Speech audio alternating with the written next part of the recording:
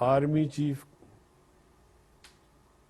اپنے اس نظم کے تحت اور آئینی تقاضوں کو پورا کرتے ہوئے اس کا انتخاب ہوتا ہے، اور پھر یہ سارا اختیار جو ہے وہ پرائم منسٹر کا ہوتا ہے۔ پرائم منسٹر اگر اپنے دوستوں سے مشاورت کرے تو کوئی حرج بھی نہیں ہے۔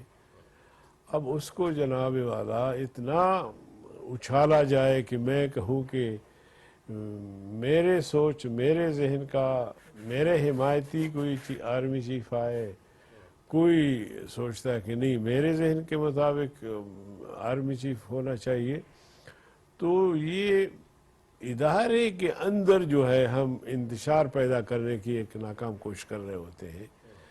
ان کا اپنا ایک طریقہ کار ہے اور بڑا منظم طریقہ کار ہے، اور اسی طرح سیناٹی کا بھی خیال رکھا جاتا ہے۔ تو میں اس قسم کی جتنی بھی کاوشیں ادھر ادھر سے ہو رہی ہیں، میں ان سب کی مذمت کرتا ہوں، اور جس کا اختیار ہے آرمی چیف وہی نامزد کریں گے اور اسی کو آرمی چیف ہونا چاہیے۔